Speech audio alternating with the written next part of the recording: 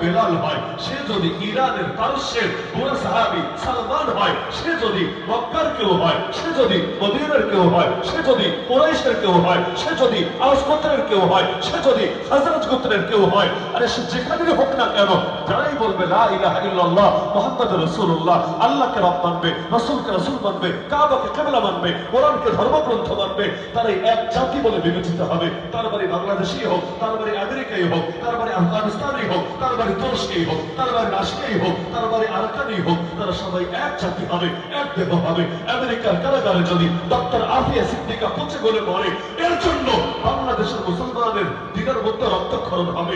আরাকানের এই অশিক্ষিত রোহিঙ্গাদেরকেও ধরে যদি জাতিগতভাবে জেনোসাইড চালানো হয়, এর জন্য সৌদি আরবের মুসলমানের চোখ থেকে পানি ঝরতে হবে।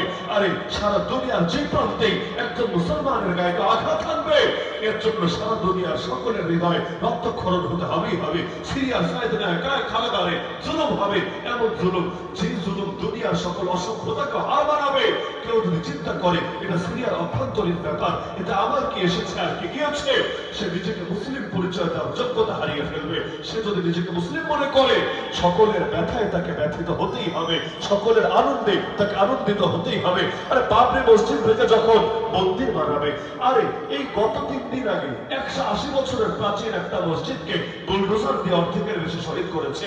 আজও গ্রামের একটা মসজিদের মধ্যে পুরোটাই মসজিদকে বিরান করে দিয়েছে। আরো কত জায়গায়, এমনকি আজমির শরীফকে পর্যন্ত ধ্বংস করার চেষ্টা চালাচ্ছে। সবগুলোই হচ্ছে ইন্ডিয়ায়। তাতে কি আল্লাহর ঘরে যখন আঘাত হচ্ছে, আল্লাহর ঘর রক্ষা করতে গেলে মুসলমানকে শহীদ করে দেওয়া হচ্ছে। উত্তরপ্রদেশে এই জালেমরা জয় শ্রীরাম বলতে বলতে অনেক প্রাচীন একটা মসজিদে ঢুকতে চাইল, মুসলমান বাধা দিল। খবর তারা ইনভেস্টিগেশন এসেছে ভালো কথা, কিন্তু রামের নামে স্লোগান দিতে দিতে আল্লাহর ঘরে ঢুকতে পারবো না। আল্লাহর ঘরে আল্লাহর নামে স্লোগান চলবে, আল্লাহু আকবার তাকবীর চলবে, কিন্তু রামের নামে স্লোগান আল্লাহর ঘরে চলবে না, চলতে দেওয়া হবে না। মুসলমান কেন বাধা দিল? পুলিশ জায়গার উপর বিনা বিচারে পাখির মতো গুলি করে 3 জন মুসলমানকে শহীদ করে দিল। 3 জন মুসলমান শহীদ হয়েছে ভারতে। তাতে কি?